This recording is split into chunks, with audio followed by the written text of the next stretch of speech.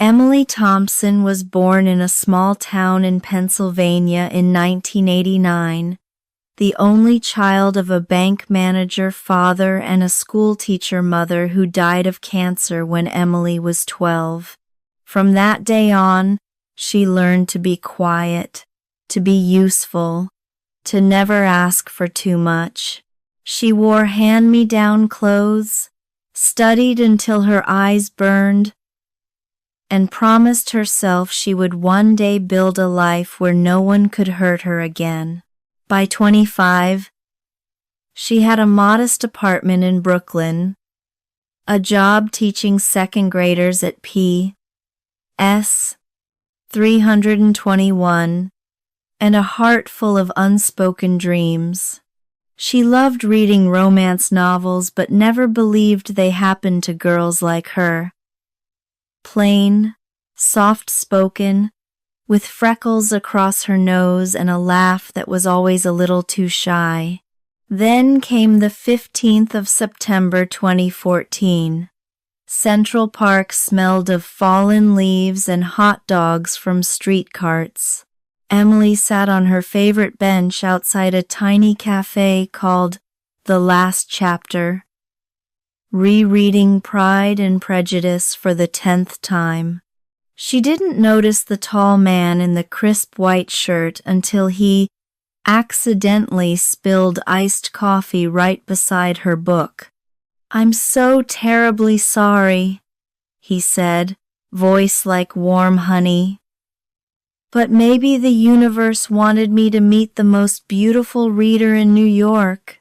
Michael Anderson was 30, heir to Anderson Construction, a company that built half the luxury condos in Manhattan.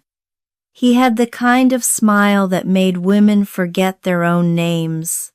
3 months later, on the Brooklyn Bridge at midnight, with the city sparkling like a diamond necklace behind him, he knelt. "Emily Thompson, will you marry me? I'll give you the whole world." She said yes. She cried. She believed every word. The wedding at the plaza was a fairy tale.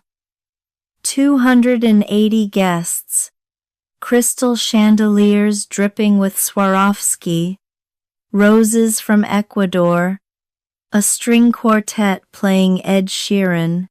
Margaret Anderson, Michael's mother, had once hissed to her husband Robert, a teacher from Pennsylvania, "Over my dead body." But after a secret late-night meeting in the Anderson penthouse, she suddenly hugged Emily on the wedding morning and whispered, "You are my daughter now, darling. Welcome to the family." What Emily never knew. That same night, Margaret and Robert toasted with 1,945 Bordeaux, 40% shares transferred to her father's bank in exchange for the $5 million guarantee. The company is saved. The girl is perfect, loyal, naive, and will never look too closely. Emily quit teaching the day after the honeymoon in the Maldives. "A wife in our circle doesn't work," Margaret announced at breakfast. Emily moved into the 8,000-square-foot Hamptons estate with its private beach and rose garden. She learned to cook coq au vin exactly the way Margaret liked it, took private French lessons, wrote handwritten thank you notes on thick cream stationery, and every night at 9 p.m., she massaged Margaret's arthritic feet while the old woman complained about the help these days. Year by year, the cage grew more beautiful, more invisible. 2016, Emily miscarried at 10 weeks. Michael was in Dubai closing a hotel deal. She lay alone in Mount Sinai, bleeding, staring at the ceiling while nurses whispered pity. Margaret arrived 6 hours later with white lilies and said, "You must be stronger, dear. This family needs an heir." Emily nodded, swallowed the pain, and tried again. 2017. James Anderson was born on a stormy April night. Emily hemorrhaged so badly the doctors gave her last rites. Michael arrived 40 minutes after the C-section, kissed her sweaty forehead, took one photo, and left for a board emergency. That same night, while Emily cried in pain, clutching her newborn, Michael was at Le Bernardin with Hannah, his on-again, off-again girlfriend since Yale, laughing about how the little wife finally delivered the golden ticket. 2018. Anderson Construction faced total collapse. Robert suffered a massive stroke. Creditors circled like sharks. Emily sold every piece of jewelry Michael had given her, then drove 6 hours to Pennsylvania in the middle of the night.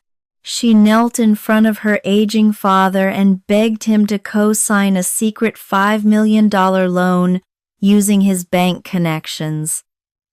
"Daddy, please, it's for my family," she whispered. Her father, who had always taught her to be careful with money, signed without hesitation. He never told her that Margaret had already threatened to ruin his career if he refused. Emily returned to the Hamptons at dawn, exhausted, and Margaret cried on her shoulder, "You saved us all, my angel." Emily believed it. She always believed. 2019. 2022. The years blurred into a perfect performance. Emily organized charity galas, smiled for page 6 photos, never complained when Michael disappeared for business trips to Miami, Aspen, or the Bahamas. She found the second phone in 2020 but chose silence. She saw the sonogram photo of Hannah's pregnancy in 2021 but told herself it was a mistake. She heard Michael on the phone in 2022 whispering, "Once the company is stable, we'll get rid of her quietly." But she convinced herself she had misheard. She became the perfect ghost in her own life. The 15th of March 2024. Light rain pattered on the Hamptons roof. Emily carried a silver tray of espresso and almond biscotti up the grand staircase to Michael's third-floor office. The door was open just an inch. Michael's voice, cold and amused. "Thank God I married Emily. Without her father's bank connections in 2014, we would have been finished. She's been the perfect little cover for 10 years. David, his younger brother, laughed. Mom picked a winner. 0 suspicion, 0 demands. You played the doting husband script like an Oscar winner. Now you and Hannah can finally move her into the guest house. James is old enough to understand." Michael sighed. 10 years of acting is exhausting. At least the DNA test confirmed James is mine. I'll file for divorce quietly next year after the Tokyo deal closes. The tray slipped.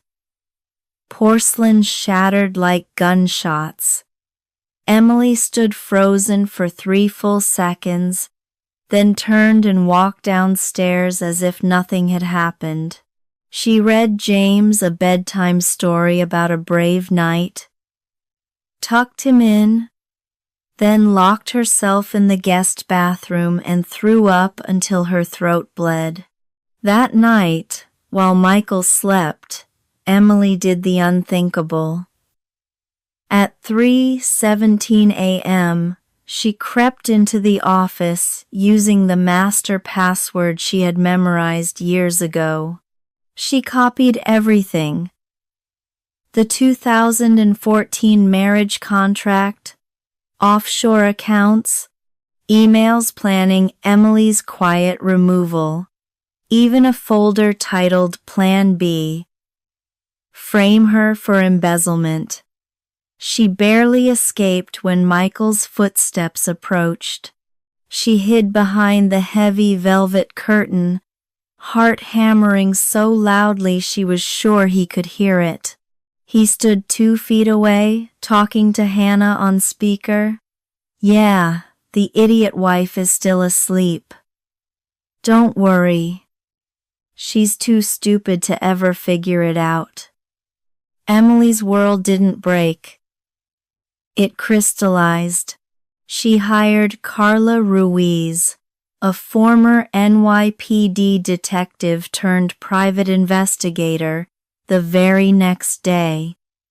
For 4 months, Carla dug like a grave robber.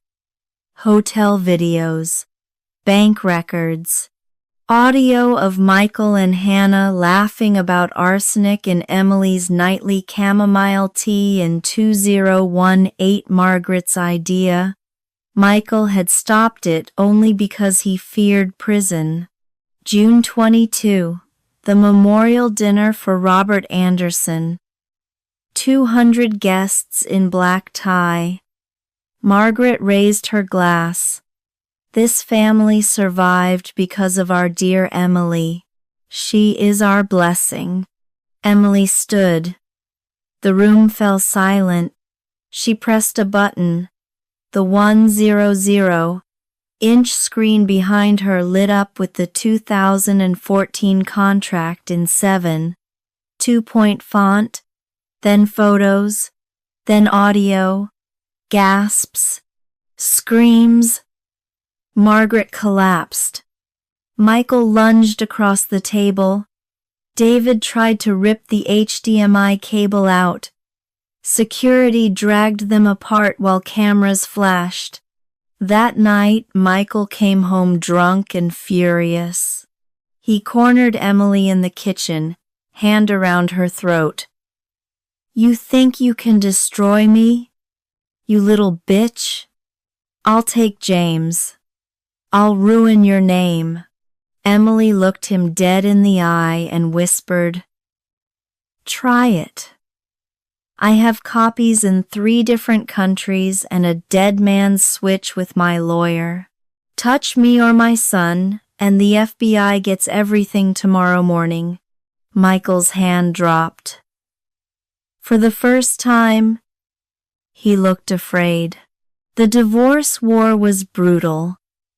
Michael accused her of mental instability, hired 3 top firms, leaked fake stories to Page 6 claiming Emily was having an affair with the gardener. Hannah appeared at the courthouse, 8 months pregnant, sobbing for the cameras. "He loves me. Emily is just obsessed." Emily's own lawyer warned her. "They're offering $10 million to walk away quietly." She refused. October 12, the night of terror. Emily woke at 2:14 a.m. to glass shattering. 2 masked men in her Brooklyn apartment. One grabbed 10-year-old James. The boy screamed. Emily fought like a wild animal. She smashed a marble lamp over one man's head, stabbed the other in the arm with kitchen scissors, and triggered the silent panic button Carla had installed. The men fled when sirens approached. On the kitchen counter, they left a note in blood-red ink. "Last warning. Stop or the boy dies. Emily moved to a safe house in upstate New York. She didn't sleep for 6 days. Her counterstrike was surgical and devastating. Using her father's last remaining connections and every piece of dirt Carla had found, Emily fed Tokyo Rising Development, the Japanese-American conglomerate, inside information worth $400 million. In exchange, they launched a hostile takeover. On the 23rd of December 2024, in a freezing Manhattan courthouse, Michael signed away the last 8% of Anderson Construction for $1. Paparazzi outside chanted, "Pawn no more," as he walked out a broken man. Margaret, now in a wheelchair after her second stroke, watched on live TV and had to be sedated. Emily used the settlement money. She took nothing from Michael. She wanted nothing that carried his name, to found Hope Academy in Brooklyn Heights, a tuition-free school for children of single mothers and domestic abuse survivors. Within 2 years, it became the most sought-after small private school in New York. She bought a beautiful brownstone with a rose garden that bloomed blood red every June. She also met Daniel Rivera, a quiet, widowed architect who volunteered to design the new playground. He was kind, patient, and never once asked about her past until she was ready to tell him. Their first date was a simple picnic in Prospect Park. When he kissed her under the cherry blossoms, Emily cried, not from sadness, but because for the first time in 15 years, someone touched her without calculation, but doubt lingered. One night she woke screaming from a nightmare where Daniel turned out to be another pawn. He held her until dawn and said, "I don't want your money or your story. I just want you, the woman who survived hell and built heaven." Slowly, she began to believe again. James was now 20. Tall, serious, studying business and law at Columbia on full scholarship. He had his mother's steel and his father's height, but none of his father's cruelty. One crisp October afternoon in 2034, Michael appeared at the Hope Academy gate. 50 years old, hair snow white, wearing a faded jacket, looking 20 years older than his age. He begged for 5 minutes with his son. Emily allowed it, but only in her office, with the door open. James looked at the man who had once been his father and said quietly, "You turned my mother into a pawn for 10 years. She turned herself into a queen who built an empire that helps thousands of children. I don't hate you. I pity you. But I don't need you." Michael cried real tears. "I lost everything. Hannah left. Mom died last year, still cursing your name." James stood up. "Good. Maybe in her next life she'll learn that pawns can become players." But the final chapter came 3 months later. Hannah, now 42, broke, living in a Queens walk-up, showed up at Emily's brownstone on Christmas Eve carrying a battered box. Inside were original documents proving that Margaret had paid a doctor in 2018 to slowly poison Emily with arsenic in her nightly tea. Michael had known and only stopped it because the doctor got cold feet. More shocking, Emily's own father had known about the 2014 contract from the beginning. He had accepted a secret payment of $250,000 to convince his daughter to marry Michael. He had died in 2028 without ever telling her. Emily sat in her rose garden at midnight, snow falling softly, reading the papers by lantern light. Daniel found her there, wrapped a blanket around her shoulders, and simply held her while she cried for the last time over the past. The next morning she drove to the cemetery where Margaret was buried. She placed a single white rose on the grave and whispered, "You lost. I won. Not because I became like you, but because I became better." 6 months later, Emily and Daniel got married in the Rose Garden of Hope Academy, a small, private ceremony with only 50 guests, mostly the children the school had saved. James walked his mother down the aisle. When Daniel slipped the simple platinum band on her finger, Emily looked at the New York skyline and smiled the first truly free smile of her life. James, now 21 and interning at Tokyo Rising, the company that had destroyed his grandfather's empire, gave the toast.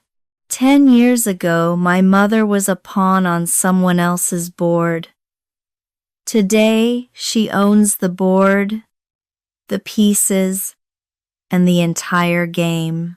To the woman who taught me that no one has the right to write your story except you. The guests raised their glasses. Fireworks lit up the Brooklyn sky. Far away in a small rented room in Florida, Michael Anderson watched the live stream on his cracked phone, a half-empty bottle of whiskey beside him. He had nothing left but memories and regret. The pawn had not just left the game. She had burned the old board, built a new one made of glass and steel and hope, and invited the whole world to play on her terms. And the game? The game was finally, gloriously, eternally hers. Thank you, my friends, everyone who has taken the time to listen to or read through the entire long journey of Emily Thompson's life. Thank you for standing by her side through every single tear, every sleepless night, every punch thrown into the darkness, and every final victorious smile. Whether you're listening on your way to work, lying in bed at midnight, or sitting alone in a cafe, I know this story has touched a special corner of your heart. From the bottom of my heart, I want to say the most sincere thank you. Thank you for trusting and walking alongside a small-town teacher from Pennsylvania who became the queen of her own life. Thank you for not giving up halfway, even when the story got so intense that it made your heart tighten. And thank you for letting this story live inside your mind, even if only for this moment. The pawn in the game is not just a revenge story. It is a powerful reminder of the deepest lessons life has to offer. No one is born a pawn, but many people are pushed into that position. Emily once believed that love and sacrifice would be rewarded. She lost 10 years before realizing that some people only saw her as a tool. The first lesson: wake up before it's too late. Don't wait until the tea tray falls and shatters to finally see the truth. True strength is not in screaming or taking violent revenge, but in smart silence and decisive action. Emily didn't smash anything, didn't curse, and didn't beg while crying. She chose to quietly gather evidence, build her plan, and flip the entire board with intelligence. That is the real power of modern women. Gentle on the outside, but made of steel within. You have the right to walk away from someone else's chessboard and build your own. Emily didn't ask for money or old glory. She built Hope Academy from nothing and turned her pain into a place of healing for thousands of children. Lesson: don't try to save a broken game. Create a brand new board where you are the player and you write the rules. Children are not chains that hold you back, but the reason you become stronger. James grew up without carrying hatred, but with deep pride in the mother who taught him. No one has the right to write your story except yourself. And finally, the greatest lesson of all. Forgiveness is not forgetting it, is refusing to let the past control your future. Emily forgave Michael, forgave Hannah, and even forgave her own father, not because they deserved it, but because she refused to carry that poison into her new life. She chose to love Daniel, chose to laugh with her whole heart, and chose to live fully. Hey friend, if you're feeling like a pawn in your job, in your relationship, or in your family right now, please remember Emily. Stop for just 1 second, look in the mirror, and ask yourself, today, do I want to stay a pawn, or do I want to become the player? You can do it. You deserve it. And you will make it happen. Thank you once again for listening. If this story brought you tears, made you smile, or inspired you to change something in your life, please leave a comment below. Share it with the women around you, the ones who are quietly sacrificing and still don't dare to believe they can flip the board too. See you again in the next stories. Wishing you always to be the one holding the pieces on the chessboard of your own life.